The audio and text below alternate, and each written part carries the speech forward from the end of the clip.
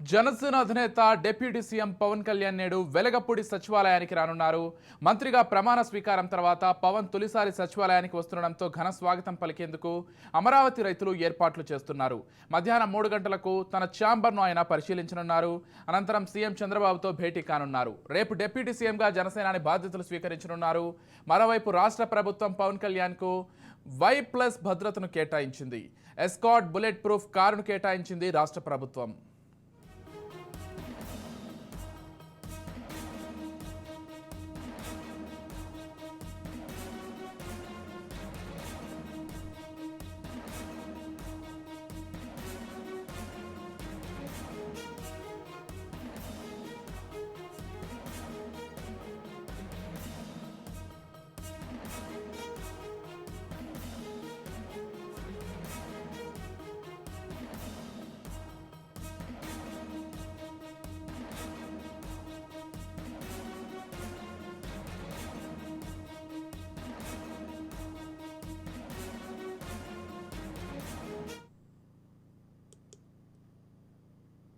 జనసేన అధినేత deputy CM Pawan Kalyan నేడు వెలగపూడి సచివాలయానికి రానున్నారు.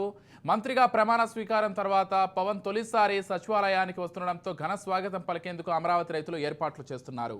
మధ్యాహ్నం 3 గంటలకు తన ఛాంబర్ను ఆయన పరిశీలించనున్నారు. అనంతరం సీఎం చంద్రబాబుతో భేటీ అవ్వనున్నారు. రేపు డిప్యూటీ సీఎంగా జనసేనాని బాధ్యతలు స్వీకరించనున్నారు. మరోవైపు రాష్ట్ర ప్రభుత్వం పవన్ కళ్యాణ్కు Y+ భద్రతను కేటాయించింది. ఎస్కాట్ బుల్లెట్ ప్రూఫ్ కారును కేటాయించింది రాష్ట్ర ప్రభుత్వం.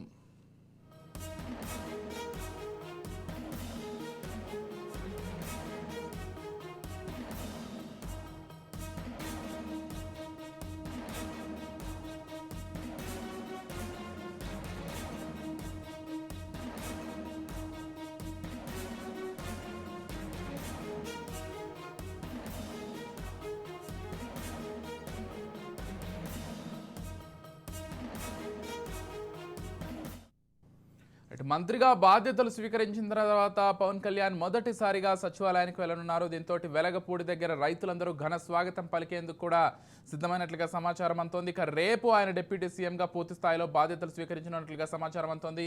మొత్తంగా ఇదే అంశానికి సంబంధించి పూర్తి సమాచారం ఇచ్చడానికి మా ప్రతినిధి శివకుమార్ ఫోన్ ద్వారా సిద్ధంగా ఉన్నారు. చెప్పండి శివకుమార్.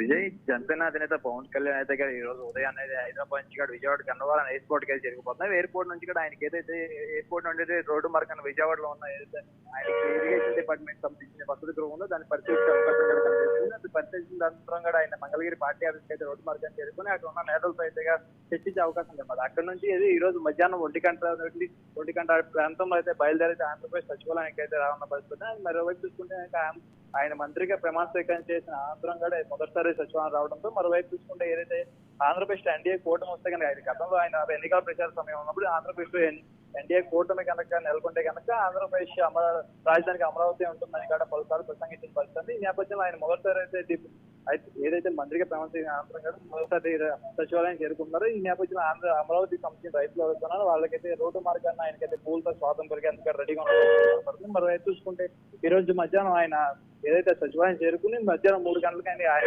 ఛాంబర్ పరిశీలించే అవకాశం ఉంది. పరిస్థితి ఏదైతే సచివాలయం ఉన్న ఉత్తర బ్లాక్ సంబంధించి మొదటి అంతస్తులో అయితే 212 రూమ్ సంబంధించి ఆయనకైతే ఛాంబర్ కేటాయించిన పరిస్థితి ప్రభుత్వం అదైతే పరిశీలించుకుని అనంతరం ఆయన మధ్యాహ్నం 3 గంటల తర్వాత ఛాంబర్ పరిశీలించుకుంటే అనంతరం అయితే చంద్రబాబును కూడా భేటీ అవకాశం ఉంది. రాష్ట్రంలో ప్రభుత్వాన్ని ఏ విధంగా ముందుకు తీసుకెళ్ళాలి, అలాగే కేటాయించిన మంత్రులు ఏ విధంగా పనిచేయాలనే విషయం మీద అయితే చంద్రబాబుతో భేటీ ప్రసంగించే అవకాశం కూడా కనపడుతుంది. అనంతరం ఏదైతే రాత్రికి అయితే కనుక తిరిగి మళ్ళీ ఆయన వెళ్ళి మంగళగిరి పార్టీ ఆఫీస్ అయితే రాత్రికి ఆయన బస చేసే అవకాశం కనబడుతుంది. మళ్ళీ రేపు ఉదయం అయితే 11 గంటల ప్రాంతంలో అయితే కానీ డిప్యూటీ సీఎం గా ఆయన బాధ్యతలు కూడా స్వీకరించే అవకాశం. ఈ నేపథ్యంలో అయితే ప్రభుత్వం ఆయనకి Y+ సెక్యూరిటీ మరియు ఒక ఏదైతే బుల్లెట్ ప్రూఫ్ క్యాన్వైన్ కూడా ఆయనకైతే అలర్ట్ చేసిన పరిస్థితి కనిపిస్తుంది. Right, thank you Shivakumar.